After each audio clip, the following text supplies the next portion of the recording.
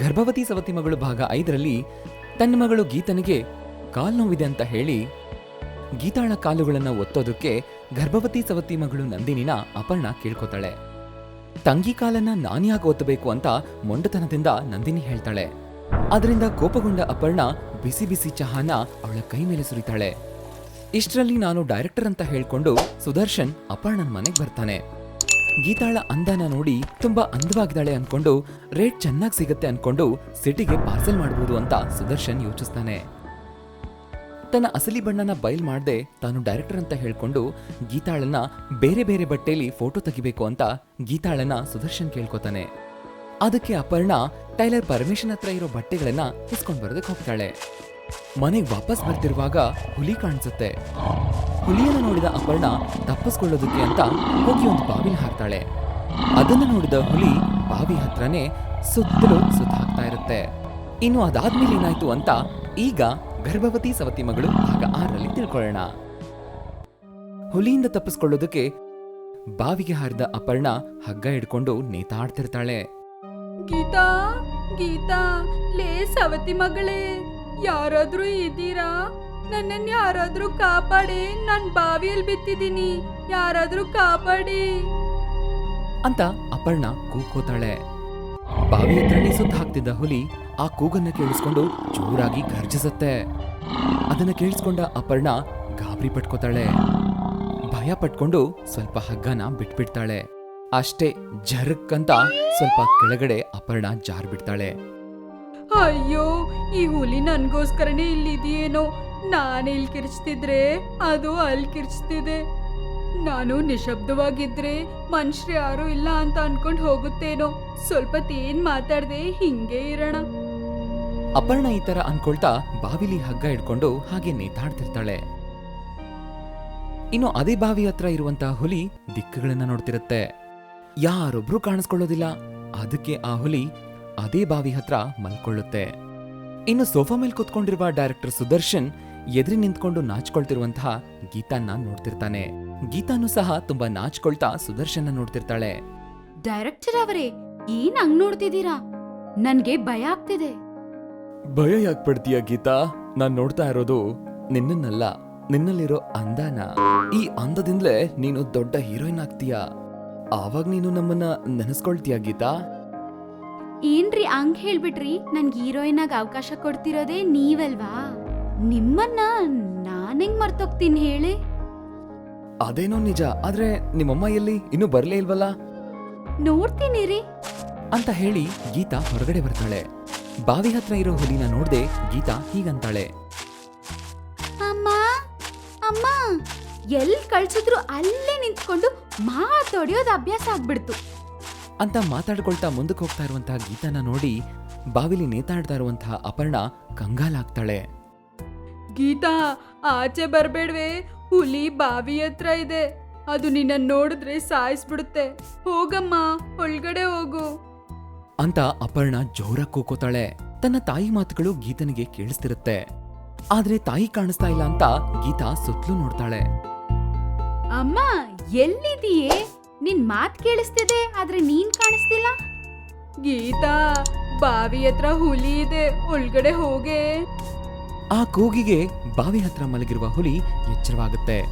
ಹಾಗೆ ನಡೀತಾ ಮುಂದಕ್ಕೆ ಹೋಗ್ತಾ ಇರುವಂತ ಗೀತಾನ ನೋಡುತ್ತೆ.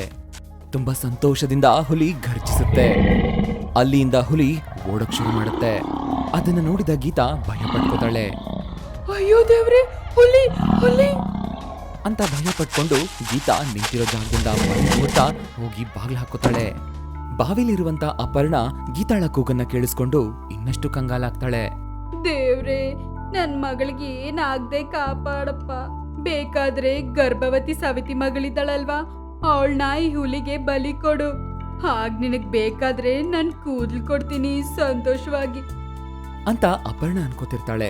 ಮುಚ್ಚಿರುವ ಬಾಗಿಲ ಹತ್ರ ಬಂದ ಹುಲಿ ಜೋರಾಗಿ ಗರ್ಜಿಸುತ್ತೆ. ತನ್ನ ಕಾಲಿಂದ ಬಾಗಿಲನ್ನ ಜೋರಾಗಿ ಬಡಿಯುತ್ತೆ.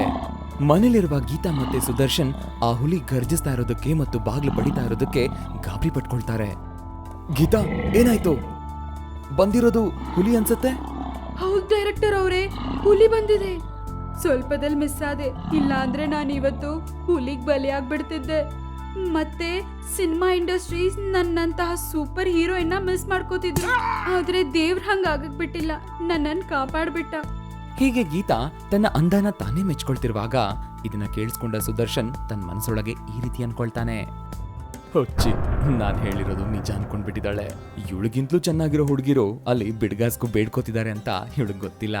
ಇಷ್ಟಕ್ಕೂ ಸಿನಿಮಾ ಮೇಲಿರೋ ಹುಚ್ಚಿನಿಂದ ನನ್ ಕೈಲಿ ಸಿಕ್ಕಾಕೊಂಡು ನನ್ ಮೇಲೆ ಹರ್ಷದ ಮಳೆ ತರಿಸ್ತಾ ಇವಳು ಪಾತಾಳಕ್ ಹೋಗ್ತಿದ್ದಾಳೆ ಅಂತ ಅನ್ಕೊಂಡು ತಕ್ಷಣಕ್ಕೆ ಎಚ್ಚರವಾಗಿ ತಿರುಗಿ ಗೀತನಿಗೆ ಈ ರೀತಿ ಹೇಳ್ತಾನೆ.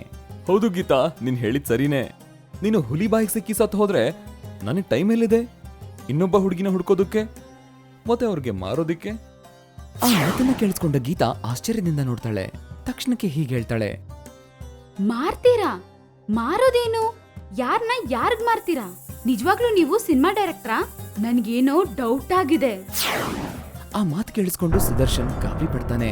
ಹೊರಗಡೆ ಗೊತ್ತಾಗಿಸ್ಕೊಳ್ದೆ ತುಂಬಾ ಜಾಗ್ರತೆಯಿಂದ ಮಾತುಗಳಲ್ಲಿ ತಡವರಿಕೆ ಇಲ್ಲದೆ ತನ್ನಲ್ಲಿ ತಾನು ಈ ರೀತಿ ಅನ್ಕೊಳ್ತಾನೆ. ಅಯ್ಯೋ, ನಾನೇನೋ ಆವೇಶದಲ್ಲಿ ಹೇಳಿದ ಮಾತನ್ನ ಈ ಹುಡುಗಿ ಗಟ್ಟಿಯಾಗಿ ಹಿಡ್ಕೊಂಡ್ಬಿಟ್ಟಿದ್ದಾಳೆ. ಈಗೇನಾದ್ರೂ ನಾನು ಸ್ವಲ್ಪ ಹೆಚ್ಚು ಕಡಿಮೆ ಮಾಡಿದ್ರು ಅದು ಮೋಸ ಅಂತ ಗೊತ್ತಾಗುತ್ತೆ. ಆಗೋಗ್ಬಿಡದೆ ರಿವರ್ಸ್ ಡ್ರಾಮಾ ಮಾಡ್ಬೇಕು ಅನ್ಕೊಂಡು ತಕ್ಷಣಕ್ಕೆ ಗೀತನ್ಗೆ ಹೀಗೆ ಹೇಳ್ತಾನೆ. ಹುಚ್ಚ ನಿಂಗೆ, ನಾನಿನ್ನ ಹುಡ್ಕೊಂಡ್ ಬಂದಿದ್ದೀನಿ ಅಂತ ಅಹಂಕಾರ ಅಲ್ವಾ ನಿಂಗೆ? ಒಂದು ಮಾತು ನೆನ್ಪಿಟ್ಕೋ, ನೀನಿಲ್ಲ ಅಂದ್ರೂ ಸಾಕಷ್ಟು ಹುಡುಗಿರಿದ್ದಾರೆ ಸಿನಿಮಾ ಹೀರೋಯಿನ್ ಆಗೋದಕ್ಕೆ. ಸರಿ, ನಾನು ಇಲ್ಲಿಂದ ಹೋಗ್ತೇನೆ ಅಂತ ಸುದರ್ಶನ್ ಆವೇಶದಿಂದ ಬಾಗಿಲ ಹತ್ರಕ್ಕೆ ಬರ್ತಾನೆ. ಗೀತಾ ಬೇಡ ಅಂತ ಅಡ್ಡಗಟ್ತಾಳೆ. ಕ್ಷಮಿಸು ಅಂತ ಗೀತಾ ಕೇಳ್ಕೊತಾಳೆ. ಇನ್ನು ತಕ್ಷಣಕ್ಕೆ ಸುದರ್ಶನ್ ಸರಿ ಅಂತ ಹೇಳಿ ಇನ್ನು ಹೆಚ್ಚು ಸತಾಯಿಸ್ಕೊಳ್ಳೋದು ಸರಿಯಲ್ಲ ಅಂತ ಅನ್ಕೊಳ್ತಾನೆ. ಮತ್ತೆ ಅಲ್ಲೇ ಇರ್ತಾನೆ. ಇನ್ನು ಬಾಗಿಲ ಹತ್ರ ಹುಲಿ ಗಟ್ಟಿಯಾಗಿ ಬಾಗಿಲು ಬಡಿತಾನೆ ಇರುತ್ತೆ. ಅದು ಬಡಿತಾ ಇರುವಂತಹ ಶಬ್ದಕ್ಕೆ ಇಬ್ರಿಗೂ ಗಾಬರಿ ಆಗ್ತಿರುತ್ತೆ. ಇನ್ನು ಆ ಶಬ್ದಕ್ಕೆ ನಿದ್ದೆಯಿಂದ ಎಚ್ಚರವಾದ ನಂದಿನಿ ಹಾಲಿಗೆ ಬರ್ತಾಳೆ. ಅಲ್ಲಿ ಸುದರ್ಶನ್ ಮತ್ತೆ ಗೀತಾ ತುಂಬಾ ಗಾಬರಿಯಿಂದ ಸದ್ದು ಬರ್ತಾ ಇರುವಂತಹ ಬಾಗಿಲ ಕಡೆಗೆ ನೋಡ್ತಾ ನಿಂತಿರ್ತಾರೆ. ನಂದಿನಿ ಅವ್ರ ಹತ್ರಕ್ಕೆ ಬರ್ತಾಳೆ. ಗೀತಾ, ಯಾಕಷ್ಟು ಭಯ ಪಡ್ತಿದ್ದೀರಾ ನೀವು? ಅಷ್ಟು ಗಟ್ಟಿಯಾಗಿ ಬಾಗ್ಲು ಹೊಡಿತಿರೋದು ಯಾರು? ಹೋಗಿ ಬಾಗಿಲು ತೆಗಿದೆ, ಯಾಕಷ್ಟು ಭಯ ಪಡ್ತಿದ್ದೀರಾ? ಬೇಡ ಅಕ್ಕ, ಬೇಡ, ಆಚೆ ಹುಲಿ ಇದೆ, ನೀನ್ ಬೇರೆ ಗರ್ಭವತಿ. ಗೀತಾ ಹೀಗೆ ಅಕ್ಕ ಅಂತ ಕರೆದಿದ್ದನ್ನ ಕೇಳಿಸ್ಕೊಂಡು ನಂದಿನಿ ತುಂಬಾ ಸಂತೋಷ ಪಡ್ತಾ ಕಣ್ಣೀರ್ ಹಾಕ್ತಾಳೆ. ಹೀಗ್ ನೀನ್ ನನ್ನ ಅಕ್ಕ ಅಂದ್ಯಾ? ನಂಗ್ ತುಂಬಾ ಸಂತೋಷವಾಗಿದೆ ಗೀತಾ. ಗೀತಾ ಆ ಮಾತನ್ನ ನೆನ್ಸ್ಕೊತಿರ್ತಾಳೆ. ತಕ್ಷಣಕ್ಕೆ ಸುದರ್ಶನ್ ಹೀಗೆ ಹೇಳ್ತಾನೆ. ಏನು, ಇವರು ನಿಮ್ಮ ಅಕ್ಕನ? ಮತ್ತೆ ನಿಮ್ಮಮ್ಮ ಹೇಳ್ತಿದ್ರು ಇವರು ಮನೆ ಕೆಲಸದವರು ಅಂತ. ಆ ಮಾತನ್ನ ಕೇಳಿಸ್ಕೊಂಡ ಗೀತಾ ಏನು ಮಾತಾಡದೆ ಮೌನವಾಗಿರ್ತಾಳೆ. ಇದನ್ನ ಗಮನಿಸಿದ ನಂದಿನಿ ನಗ್ತಾಳೆ. ಹೌದ್ರಿ, ನಾನ್ ಈ ಮನೆ ಕೆಲ್ಸದವಳು. ನನ್ ಮನುಷ್ಯರಿಗೆ ನಾನ್ ಮಾಡೋ ಸೇವೆಗೆ ಅವ್ರು ನನ್ಗೆ ಏನ್ ಹೆಸರಿಟ್ರು ಪರವಾಗಿಲ್ಲ. ಇಷ್ಟವರೆಗೂ ನಾನು ಅನಾಥೆ ಅನ್ನೋ ಭಾವನೆಯಲ್ಲಿರ್ತಿದ್ದೆ. ಆದ್ರೆ ಆ ದೇವ್ರು ನಾನ್ ಕಷ್ಟ ಪಡೋದ್ ನೋಡ್ಲಾರ್ದೆ ನನ್ಗೊಂದ್ ತಂಗಿ ಕೊಡ್ತಾನೆ ಅಂತ ಅನ್ಕೊಂಡಿಲ್ಲ ರೀ. ಇನ್ನು ಬಾಗ್ಲ ಹತ್ರ ಬರ್ತಿರುವಂತಹ ಸದ್ದು ನಿಂತು ಹೋಗಿರುತ್ತೆ. ಆದ್ರೆ ಹುಲಿ ಮಾತ್ರ ಬಾಗ್ಲ ಹತ್ರ ನಿಂತ್ಕೊಂಡು ಏನು ಸದ್ದು ಮಾಡದೆ ನೋಡ್ತಾ ನಿಂತ್ಕೊಂಡಿರುತ್ತೆ. ಬಾವಿಲಿರುವಂತ ಅಪರ್ಣ ಹಿಡ್ಕೊಂಡಿರುವ ಹಗ್ಗದಿಂದ ನಿಧಾನವಾಗಿ ಮೇಲೆ ಬರೋದಕ್ಕೆ ಪ್ರಯತ್ನಿಸ್ತಿರ್ತಾಳೆ. ನೀವಿಲ್ಲೇ ಇರಿ, ಶಬ್ದನೇ ಇಲ್ಲ ಅಂದ್ರೆ ಹುಲಿ ಅಲ್ಲೇ ಇರ್ಬೋದು, ಇಲ್ಲ ಹೋಗಿರ್ಬೋದು.